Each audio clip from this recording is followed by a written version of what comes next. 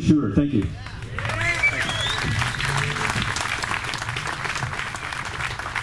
First off, I want to say thank you to everybody that showed up. I posted something about this and I had a lot of great responses from people out that wanted to be a part of something.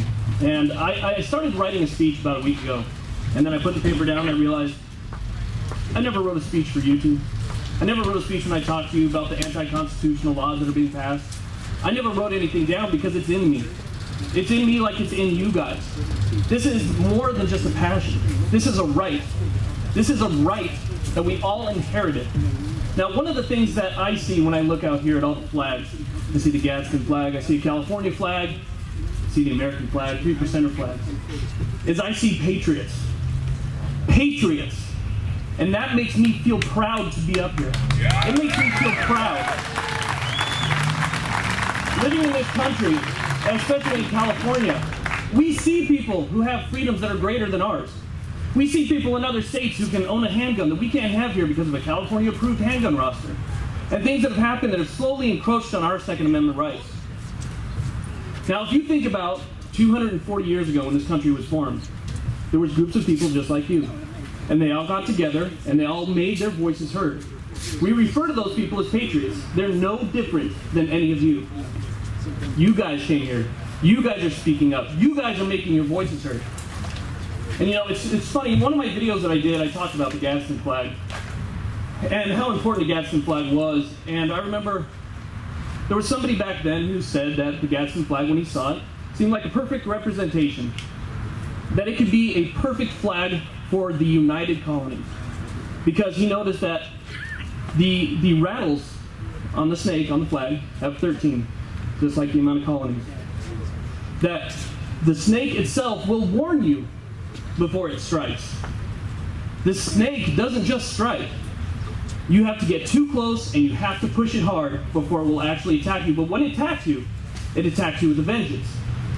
That's where "Don't Tread on Me" comes from. The person that said that was Benjamin Franklin.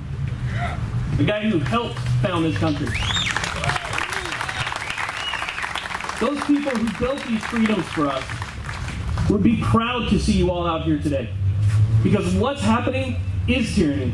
Like the speaker before me said, it's kind of a soft tyranny. They're kind of coming after our guns here and there and little bits at a time and slowly encroaching on it so as not to cause too much panic. Well, this last set of gun bills that everybody calls gunpocalypse, that did it. That did it. I think everybody is here because of that. That was the one where they stepped too far, where they heard the rattle and they still kept pushing. Now, one of the things that bothered me about the gunpocalypse laws was, before it was even heard on the floor, did you know that they put some amendments in those bills 15 minutes before it hit the floor? Yep. 15 minutes! There were people that were speaking on the floor that said, I haven't even had a chance to read this, and you want me to vote on it? That is a disservice to the people. Yeah. Get them out! It is a disservice to the people, and they shouldn't be in office. Tyranny! That's right. Now here's the thing. It was voted on party lines.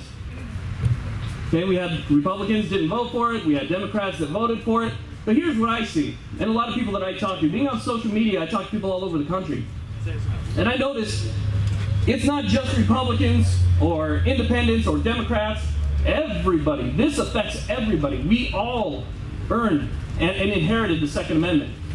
The problem is that the Democratic politicians have even left their own constituents behind. I hear from Democrats all the time who say, I love my guns. My politicians left me. Why do I have to choose between their form of liberalism versus having a gun, which is a right? It's their right just as much as it is ours. So this crosses all party lines. This is a problem for the country. And that is a problem that I think that we need to talk to people about. So if you know somebody that is anti-gun, they don't like guns at all, you're not going to do anything to talk to these people into liking guns. Nothing you can say. They hate you. They hate you because you have guns. Well, how about this? Why don't you tell them how fast these laws were pushed through, these unconstitutional laws were pushed through, and see how they would like it if that same thing happened maybe to the Fifth Amendment. Let's say the Fifth Amendment. Let's say that you no longer have the right to remain silent. Okay, you go out and somebody arrests you, and if you stay silent, they say, you know what, that's an admission of guilt. Because somebody ran something through that made it illegal for you to stay quiet. That's something that affects everybody. It affects everybody. You have a right to not self-incriminate yourself. You know what I'm saying? So, what I'm saying is, you have to try and attack these people in a different way. Let them know that what happened here was an attack on our civil rights. Because that's what the Second Amendment is. It's not just about guns. This is a civil rights. You know what you guys are? Civil rights activists. They say that everybody else, okay? So if it's the LGBT community, the black community, the minority community, you're all civil rights activists. Well, guess what? This is a civil right. This is a civil right, and you're fighting for it today. And honestly, I'm proud of every single person that showed up and every single person that expressed interest in showing up. Let's take these guys and get them the hell out of office. Enough. We stand up here united. We stand up here united. I hear a bunch of clapping. It sounds like one big ginormous clap when you're up here on the stage. I don't hear individual clapping. I hear one loud boom. Right. And I love it. I absolutely love it, and we need to do more of these. So what do we do now?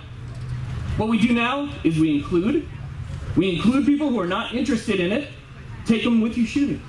Let them know about firearms. It's a lot of fun. I see salt of the earth people here. I see good people. I see doctors and lawyers and truck drivers and restaurant waiters. I see moms and dads and kids. We're not the criminals that you see on TV. We're not these bad guys that you portrayed us to be for so long. We are not those people. We are the good people you see before you here today. That's why it's peaceful here today. So make sure, thank you very much, by the way. Thank you very much. Make sure that you donate. Make sure that you volunteer. Make sure that you show up, and make sure that you are heard. Again, my name is William from the Daily Shooter channel on YouTube. Thank you all very much for coming out. God bless.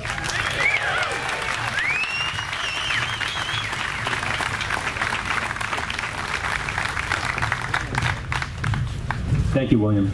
That was awesome, Eric. Thank you.